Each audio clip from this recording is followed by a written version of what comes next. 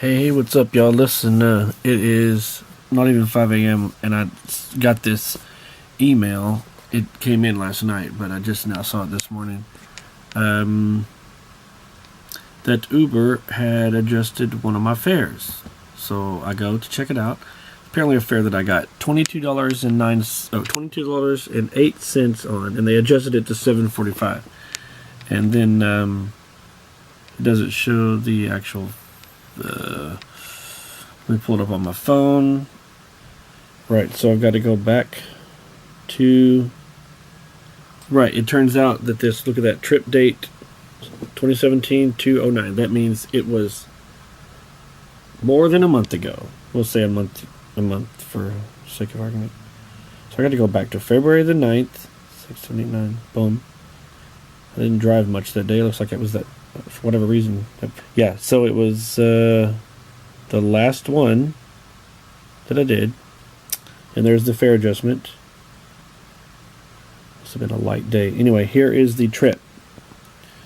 I don't care if I show the guy's address at all. I mean, you want to screw me out of money after a month later, and I did you such a favor? Anyway, let's look at how much time I wasted with this guy. Over an hour. And so here's his original spot in Richardson. We trek up to Plano. Yeah. And then back down to Dallas to his destination. Do you think a rider is seriously going to let me drive that far out of the way without punching me in the back of the head along the way? There's no way. There's no way at all. And even if they did sit quietly because they're afraid to say anything, they are going to contact Uber and have that fare adjusted that day. They're not going to wait a month. Here's proof.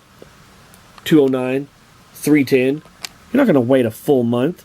What this was, I don't know, God was going through his stuff and thought, wow, what happened here? And he didn't remember what he did. But I remember this guy. He had me pick him up from there. He said, hey, I left my... Oh my God. He said, I left my phone in an Uber, previous Uber. And it turns out it was like a day, not even a day. I think it was 2 days prior. Left his phone in the Uber. Contacted the driver. Did the typical, contact through, try to get the driver. Driver says, I don't know what you're talking about. I never saw a phone.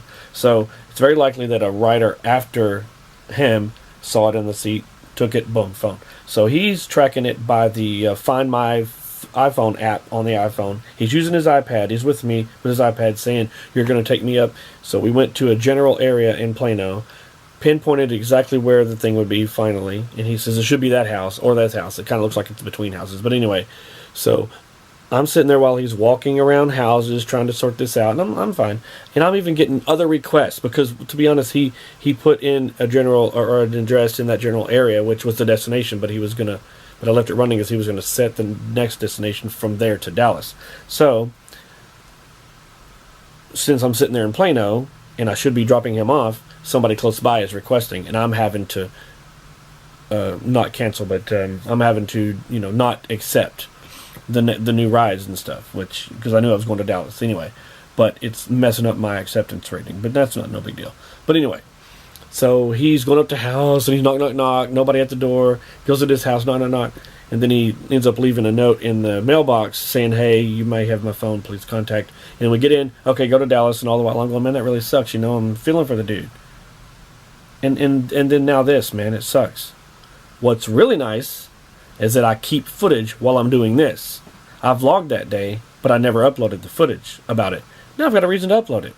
It didn't seem interesting enough that a guy was milling around houses trying to find his phone. Now all of a sudden it's interesting.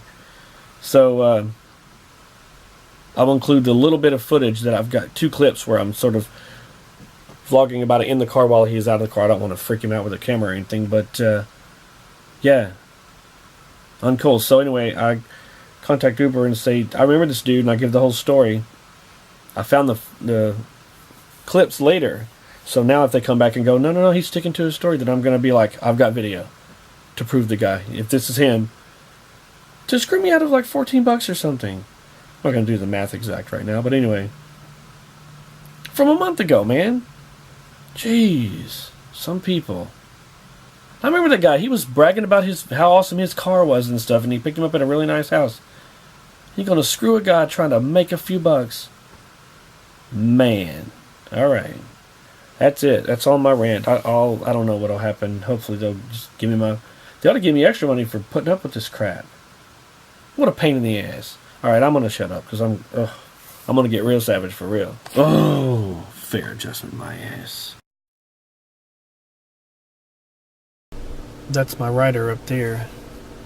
He is actually. I picked him up from this one area. He is up there with his iPad. He's left his phone in another Uber somewhere, and it's moved to this house. He's using it where you detect where your iPhone is. And don't look like anybody's home, but we'll see. And so he's on going to. He shows on his iPad that this is exactly where his phone is. Look and see if he gets any luck. Then he wants me to take him to another location after this.